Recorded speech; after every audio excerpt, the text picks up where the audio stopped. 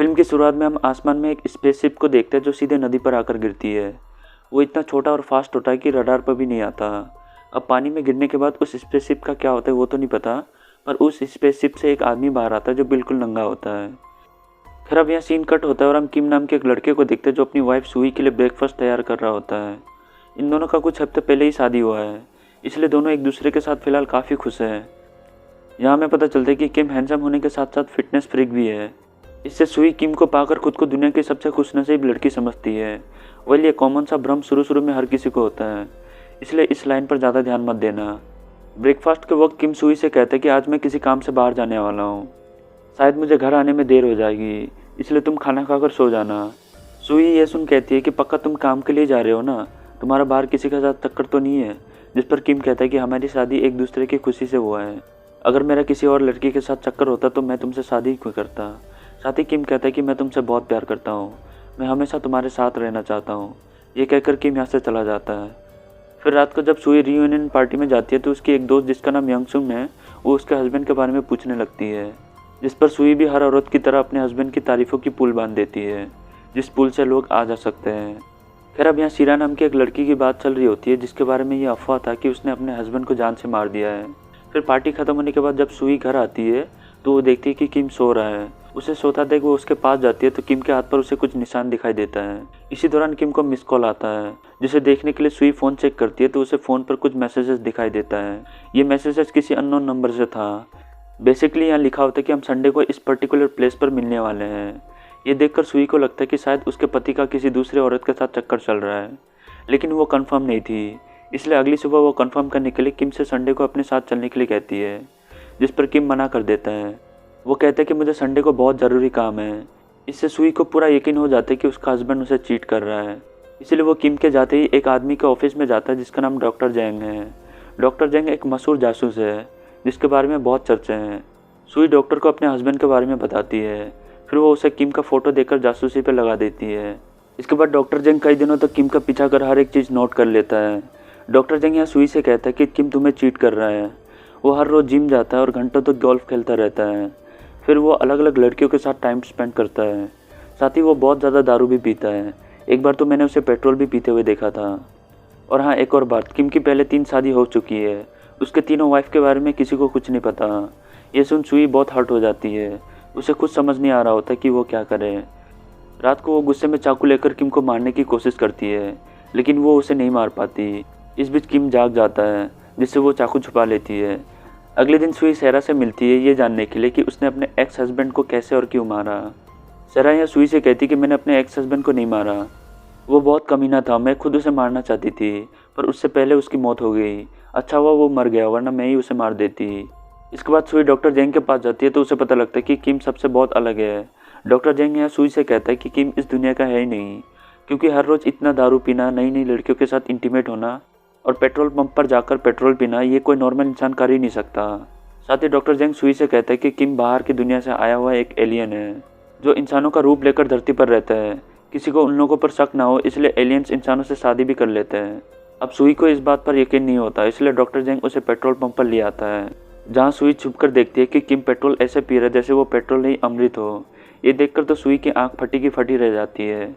दूसरी तरफ हम कुछ लोगों को देखते हैं जिनका सीक्रेट मीटिंग चल रहा होता है। यहाँ कुछ साइंटिस्ट, एजेंट्स और गवर्नमेंट ऑफिसर होते हैं जो दूसरी दुनिया से आए एलियन के बारे में बात कर रहे होते हैं। यहाँ हमें पता चलता है कि वो एलियंस इंसानों का रूप लेकर इंसानों के डीएनए में वायरस छोड़ रहा है। वो वायरस क्या है वो हमें आगे पता चलेगा। खैर, अब इन सबको रोकने के लिए इन्हें सबसे पहले एलियंस के लीडर को पकड़ना होगा, जो और कोई नहीं सुई का हैंडसम पति किम है। इधर सुई डरती हुई घर जाती है और बिना किम से बात करे फ्रिज से पानी पीने लगती है, लेकिन पानी पीते ही सुई नीचे गिर जाती है, क्योंकि किम को शक था कि शायद उसे उसके असलियत के बारे में पता चल गया है, इसलिए उसने पहले ही पानी में जहर मिला दिया था। अब किम सुई को चेक करता है और उसके सारे दोस्तों को इसके बारे में इन्फॉर्म कर देता है ताकि उस पर किसी को शक ना जाए। ऐसे इसने अपने तीनों पत्नियों को मारा था। फिर अब किम सुई को हॉस्पिटल ले जाता है, जहाँ हमें पता चलता है कि सुई मर गई है। ये सुन उसके सारे दोस्त रोने लग जाते हैं। उनको देख किम भी रोने की एक्टिंग कर रहा होता है, पर तभी अचानक से सुई जाग जाती है, जिसके मुंह से वो जहर बाहर निकल जाता है। किम सुई को जिंदा देख खुश होने की एक्टिंग कर रहा होता है। सुई को पता था कि किम एक्टिंग कर रहा है, पर फिर भी वो उसे कुछ नहीं कहती। सुई ऐसे बिहेव करती है जैसे उसे कुछ भी नहीं पता। इसके बाद किम सुई को मारने के लिए एक बार फिर जहर की शीशी लेने जाता है, लेकिन इस बार पुलिस को उस पर शक हो गया था, इसलिए पुलिस उस पर नज़र रखने लग जाते हैं। इसके बाद किम अपने एलियन दोस्तों से मिलता है और सुई को मारने का प्लान बनाता है। किम यह सबसे कहता है कि हमें बहुत सावधानी से सुई के लाश को ठिकाने लगाना होगा। दूसरी ओर हम सुई और सेरा को देखते हैं जो किम को मारने के लिए डॉक्टर जेंग के पास जाते हैं। डॉक्टर जेंग यहाँ किम को इलेक्ट्रिक शॉक से मारने का प्लान बताता है।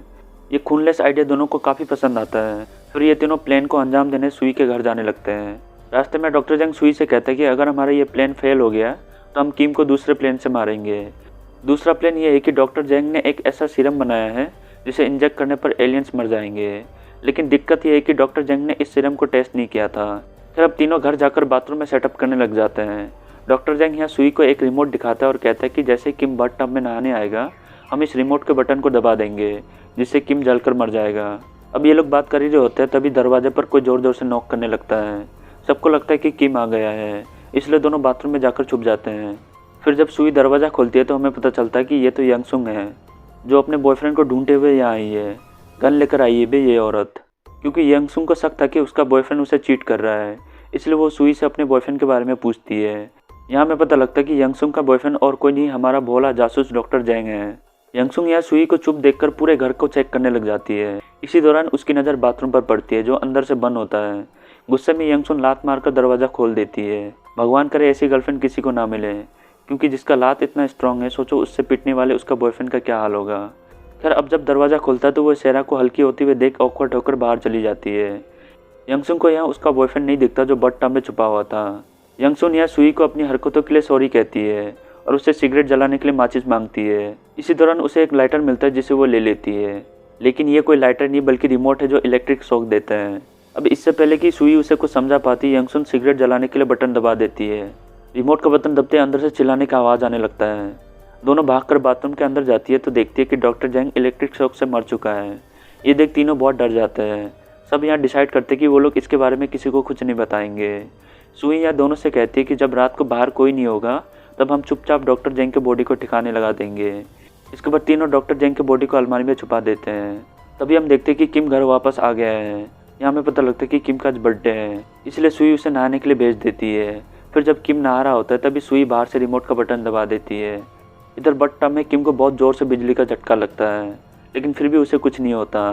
बाहर सबको लगता है कि किम मर गया है, पर जब वो दरवाज़ा खोलकर बाहर आता है तो सब शॉक हो जाते हैं। अब किम को शक ना हो इसलिए सुई उससे कहती है कि हम तुम्हारे साथ सरप्राइज प्रैंक कर रहे थे। इसके बाद सब केक काट कर डिनर करने लगते हैं। तभी किम चुपके से सुई को वाइन पीने के लिए कहता है जिसमें उसने जहर मिलाया हुआ था, पर इससे पहले कि किम सबको वाइन पिलाता अलमारी से आवाज़ आने लग जाता है। सब भागकर अलमारी के पास जाते हैं तो हम देखते हैं कि डॉक्टर जेंग अब भी जिंदा है। किम या डॉक्टर जेंग को चोर समझकर हॉकी स्टिक से हमला कर देता है।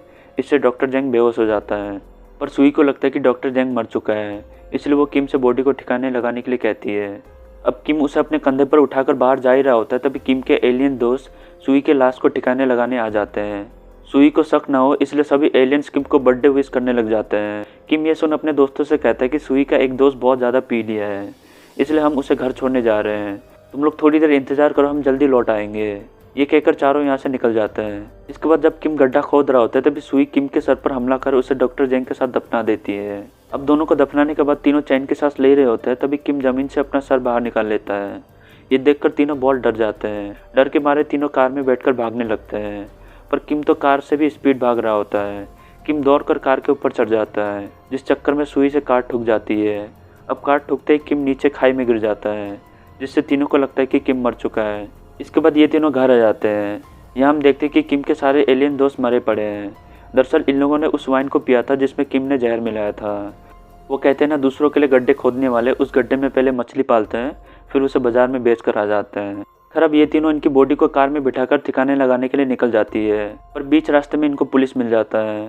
पुलिस सुई से उनके बारे में पूछता है तो वो पुलिस से कहती है कि ये हमारे हस्बैंड हैं जो दारू पीकर भंड हो गए हैं। अब आदमी 4 और औरत 3। ये देख ऑफिसर उससे पूछता है कि चौथा इंसान कौन है, जिस पर सुई गुस्से में ऑफिसर से कहता है कि मेरे 2 हस्बैंड हैं, तुम्हें इससे क्या।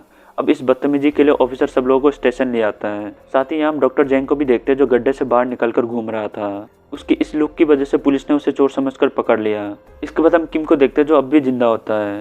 वो खाई से उठकर पास के गैरेज में जाता है और पेट्रोल पीने लगता है। इससे उसकी बॉडी के सारे जख्म अपने आप ठीक होने लग जाते हैं। फिर वो स्टेशन जाता है और सबको छुड़ा लेता है। कार में वो सबसे कहता है कि उसे तो कुछ भी याद नहीं। ये सुन सबको थोड़ी राहत मिलती है। सबको लगता है कि उसके सर पे मारने की वजह से शायद उसकी याददाश्त कमज़ोर हो चुकी है। लेकिन तभी किम यहाँ सबसे कहता है कि वो सबको तड़पा तड़पा कर मारेगा। ये सुन सेरा किम के सर पर चाकू से हमला कर देती है, जिससे कार का बैलेंस बिगड़ता है और कार पलट जाती है। खुशकिस्मती से इन तीनों को यहाँ कुछ नहीं होता। तीनों कार से बाहर निकलकर यहाँ से भागने लग जाते हैं। उधर हम देखते हैं कि किम अब तक मरा नहीं है। उसके सर पर वो चाकू घुसा हुआ होता है जिससे सेरा ने उस पर हमला किया था। इसके बाद हम देखते हैं कि तीनों लड़कियां भागकर एक बंद पड़े फैक्ट्री में छिप जाते हैं, लेकिन किम उन तीनों को बहुत ही आसानी से ढूंढ लेता है। किम अब सुई को मारने की कोशिश कर ही रहा होता है, तभी गवर्नमेंट के बहुत सारे एजेंट्स यहाँ आ जाते हैं। किम यहाँ सभी एजेंट्स को ऐसे मार रहा होता है जैसे एक बच्चे को उसका बाप मारता है। दूसरी ओर हम डॉक्टर जेंग को देखते हैं जो सुई को अपना बनाया हुआ सीरम देकर किम पर इंजेक्ट करने के लिए कहता है।